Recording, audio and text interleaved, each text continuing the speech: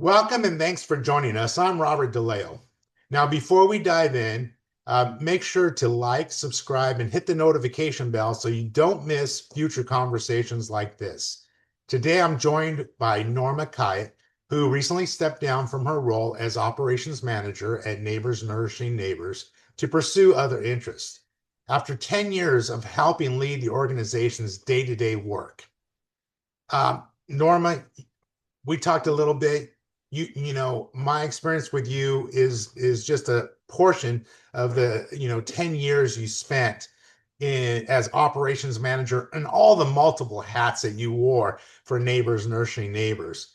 And if you have ever volunteered, donated, or received food through the organization, chances are you felt the impact of Norma's work, even if you didn't know it at the time. And Norma, thank you so very much for being here today. Well, thanks for having me back. Hey, let's start at the beginning. How did you first get involved with Neighbors Nourishing Neighbors, and what drew you to that work? So at the time, back in 2016, there was a lovely lady called Betsy Winters, who I say to this day just had an aura about her. And she invited me to come in and help out with the pantry. Originally, it was to help with social media and some techie stuff.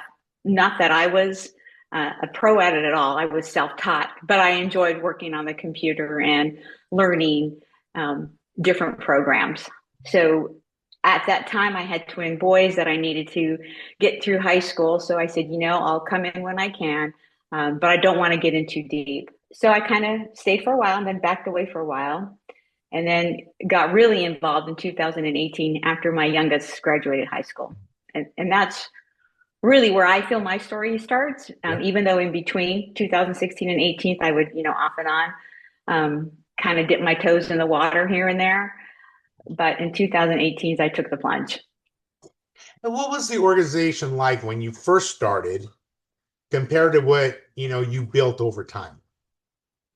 When we first started, I can recall we were only open for 2 hours, one night a week. And if we had 40, 45 people come in, that was a big night. That was a lot of people. And it's like, wow, we had 45 people come in. That's huge. So we always thought that was a lot. Obviously, it's grown into quadruple that or more. So that's what it was like when we first started. We would get our eggs from Mayhard. Betsy would pick up the eggs and bring the eggs in. We had a little bit of meat, but not a lot. It was very limited. And then the canned goods. And it was in a small trailer, about 300 square feet. Very, very Wow. small.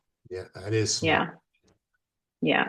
So let's go to your what it's like, when last month, or I guess November, in the new facility, what was that? Night and day it must be for you, from going from 300 square feet to, you know, 6,000 square feet.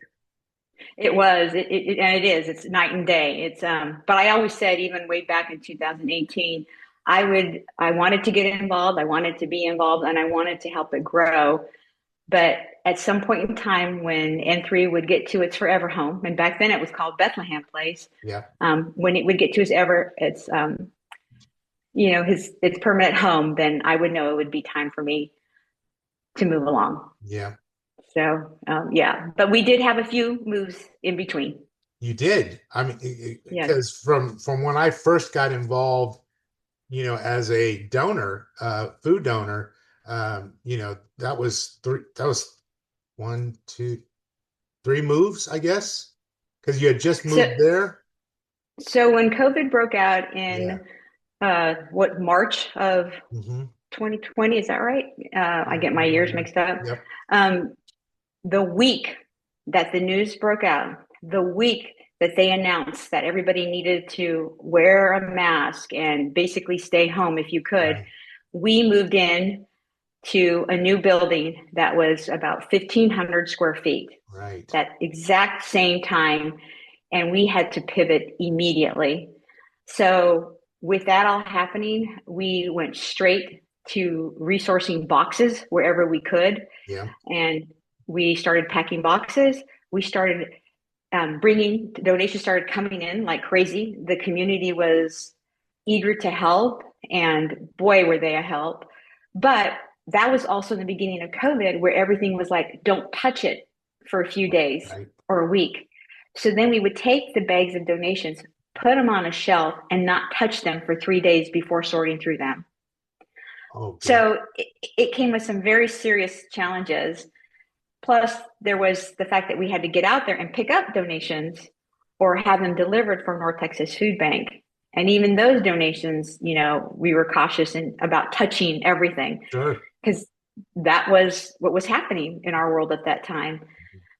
So we had challenges there. So we packed boxes. And we also just got boxes from a wine company. Scout and Saller was a huge help to us. They were allowing us to take their old wine boxes, which we knew could handle the weight of canned goods. So it wasn't like you could just go get any box. It had to be a box that could handle the weight of several cans of food, bags of beans, rice, frozen meat, bread, whatever we could get our hands on. Right. And as an operations manager, I mean, you were having to deal with all of that, right? Having to source the food, having to source the boxes, having to, source volunteers, everything. And so the logistics around the food pantry and just nonprofits alone, what do you think is something that most people would be surprised to learn that you were doing behind the scenes? Um, it wasn't just me working alone. Luckily, it was a team. And I Mhm. and I think sometimes people forget that there's a team, there's a crew, posse, whatever you want to call it, that has to be involved alongside with you.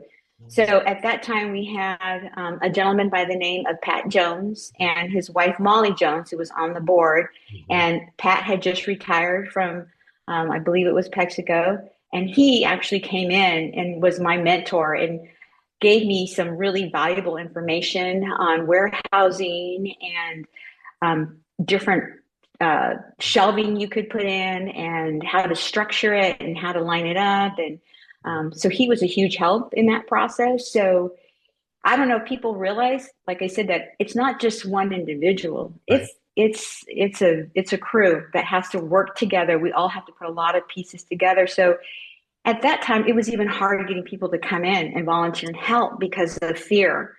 And Sure. so, had we not had people like the Pat and Molly Jones and Christy Kimmy, a board member, and other folks help us, we wouldn't have been able to have gotten through the whole COVID um, situation. That must have been really dire at times because we're already dealing with vulnerable people, right? Our neighbors, the clients that are Mm-hmm. coming here, they're vulnerable people. And, as you and I know, a lot of the volunteers and people that are working behind the scenes, they also are a vulnerable people because many of us are seniors, right? And Correct. Yes. so you layer COVID on top of that, that must have been just a huge challenge at the time. It was, and we got through it with a lot of prayers, and we knew that there was a plan, that God always has a plan for us, and that we would get through it.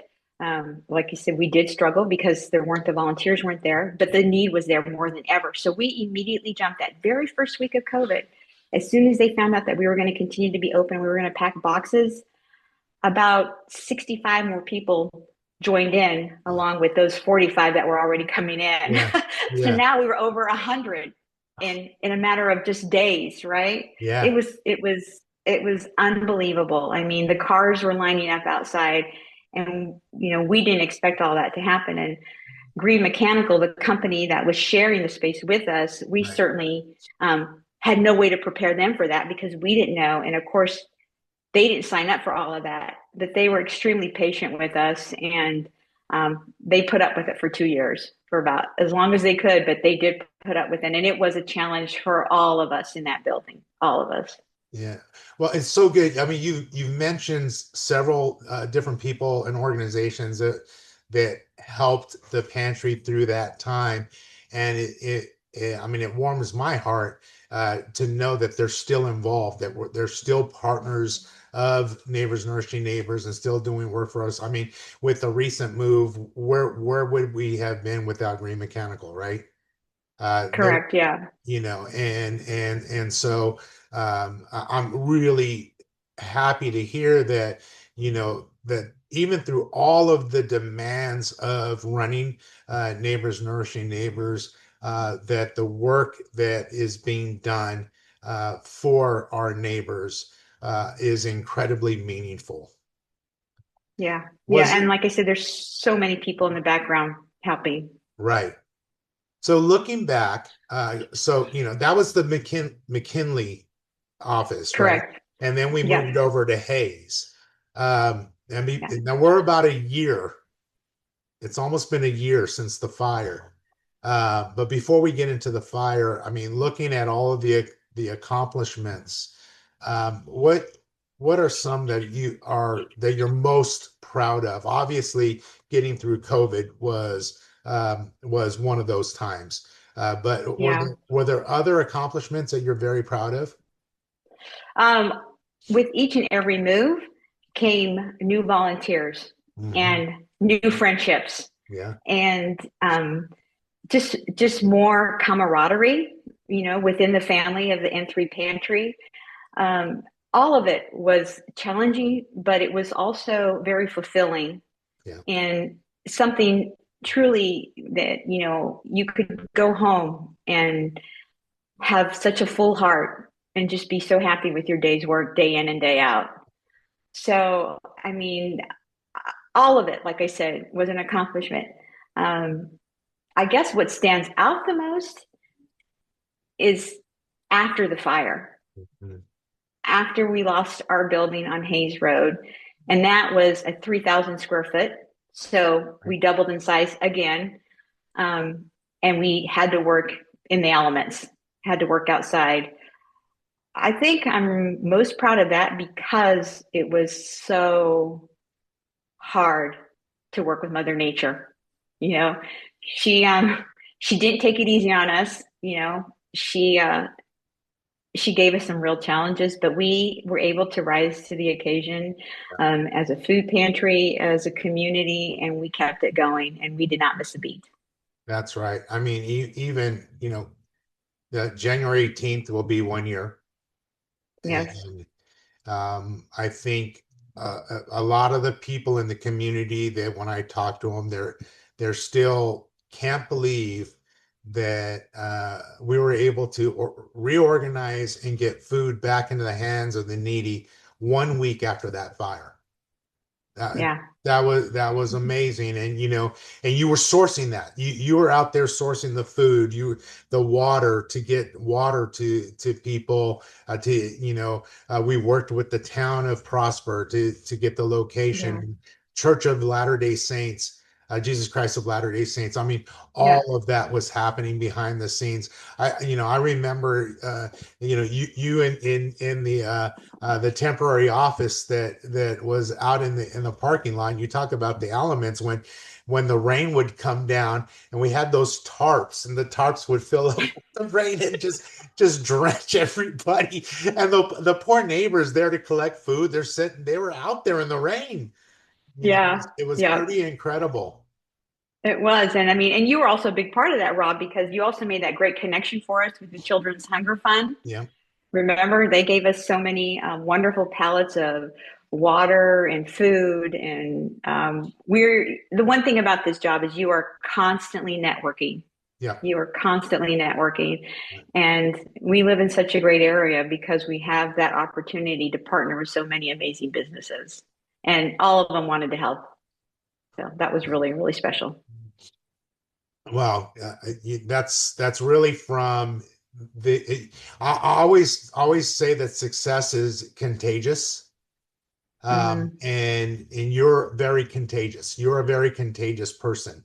So your drive for success drove the rest of the organization. Even somebody like me, I knew my role.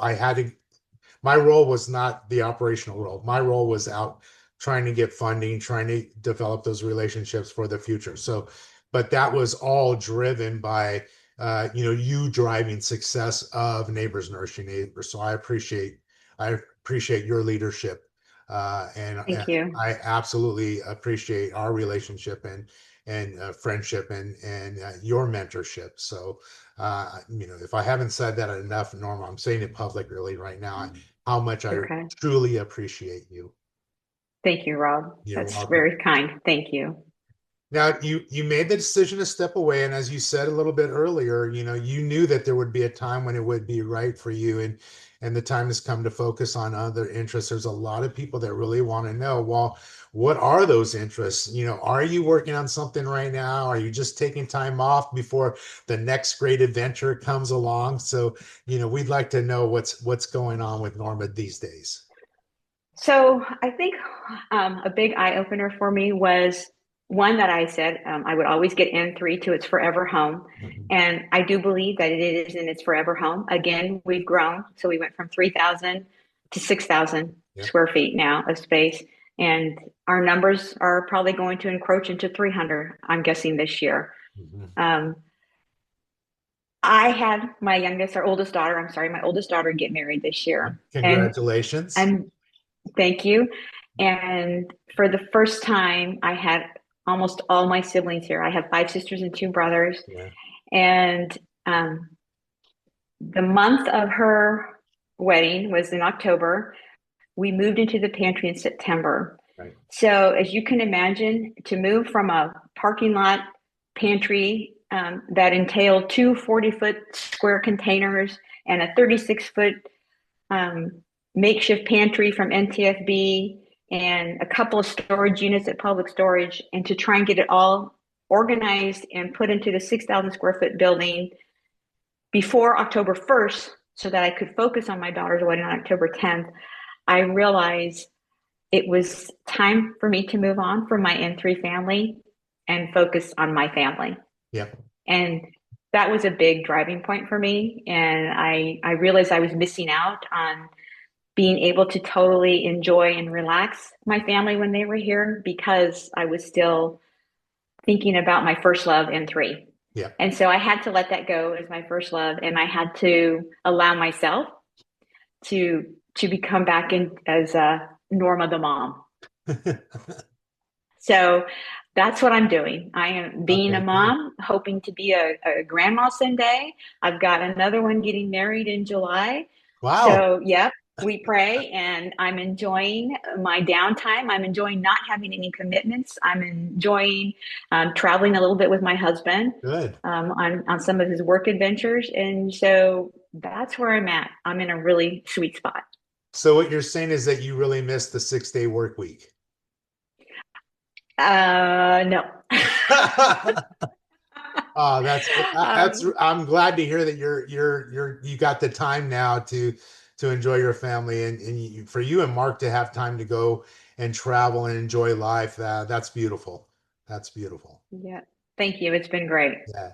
You look younger too. I don't know, you getting your hair done regularly now? I mean, well, I can keep up with myself a little bit better now. So, because you know what? You are not the only person who's been telling me that lately. So I guess I didn't realize that I was looking haggard and tired before. Yeah. So I apologize because I thought I was keeping up my appearances, but I guess I wasn't. No, It's you funny, like I were. You said, were. You just look younger now. but I have had a few people tell me that. So it must be the extra sleep. Yeah. I Oh, don't know. what's sleep? So thank Well, you. you're welcome. So let me ask you this. What do you hope for the future of Neighbors Nourishing Neighbors? I hope that you continue to get the most amazing volunteers because I know I left you with some, and I truly do miss those. I miss Yeah. those special neighbors and volunteers, um, the Mildas and the Uh, Janets and the Jackies and the Kathys, and the list goes on and on. I wish I had the time to list them all. There are so many wonderful and amazing volunteers that have come into my life and out of my life, and I hope that I can stay in touch with some of them.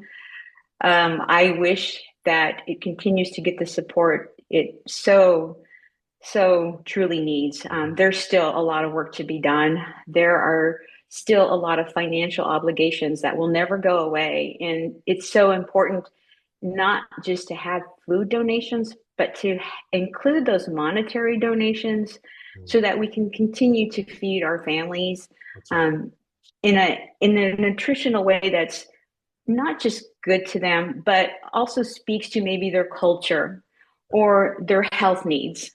So I wish nothing but the best and really strong community support like we had back during COVID, where we just couldn't get enough monetary donations and food. It was just coming in like crazy. Well, I appreciate that. You do bring up that supporting neighbors, nourishing neighbors is not just about bringing in canned food items. It is about volunteering 2 hours to help other neighbors come in to fight food insecurity. It's about, even if it's donating $10 a month. I recently had a conversation with the mayor that if we look at all of the residents of just Prosper, I'm talking to the mayor of the town of Prosper, if all the residents just donated $10 a month to Neighbors Nourishing Neighbors, that would really help us. Instead of doing 10% of the food insecurity in our area, we could cover the entire food insecurity in our area with just Yeah. $10 a month. That's just the level of support that we're looking for. But we are growing, and we'll continue to grow. And you're always welcome to come and spend a couple of hours with us. I'll make my way back, I'm sure, eventually. Right now, I'm still enjoying my downtime Yeah, and my and exercise classes. yeah, please do, please do. And Norma, again, for everybody at Neighbors Nourishing Neighbors, thank you for your leadership, for all the care, your heart, and commitment you brought to this work. And like I said before, your impact will continue to be felt throughout the community and for all of the hearts and neighbors that we touch through the food pantry. And thank Thank you for, you. you're very welcome. And for you watching, thank you for watching. I'll include links where you can learn more about and support Neighbors Nourishing Neighbors, just the way that Norma was talking about volunteerism, donating your time, treasure, and talent. That's another thing. We still have people we need. If you have experience in web mastering or technology, security. Right now, I was talking to NTFB today. You probably like this, Norma. I was talking to Austin at NTFB, and what we were thinking was, wouldn't it be great if we had a unified, intuitive technology platform to report on all of our retail partnerships, so we all talk the same language? And so we Yeah. start thinking, it's like, well, we would need somebody that could write that program and to automate all of that, because there's a ton of manual paperwork that we still have to go behind the Yeah. scenes that nobody knows, and takes a lot of time and energy. So talent is another thing that you can donate to Neighbors Nourishing Neighbors. Again, Norma, I am overcome with the Holy Spirit right now, just thinking about the impact you made on our community, on Neighbors Nourishing Neighbors, and all of those neighbors that are here, that are fighting food insecurity, that are opening up their pantries and may not have enough food to last the week. I remember one of the first things you told me was, when we get a new neighbor, we have our food, but what we want to do is make sure that that new neighbor that comes into our food pantry, that their pantry is full the first time that they visit with us, and that we keep it full for them. And I'm a person that when you come into the food pantry, I like to say that we're not only bringing food into the house, but we're bringing memories for you, because if one thing that I know from my experience in being raised, is a lot of family memories happen right at the kitchen table. That's So, right. That's so true. so thank you so much, Norma. I love you. I miss you. Thank Um, you. but we'll keep in touch. I promise you. Oh, please do. We will. I'm Rob Daleo, and we'll see you the next time we have a new podcast. Thank you, Norma. Thanks all. Thank you.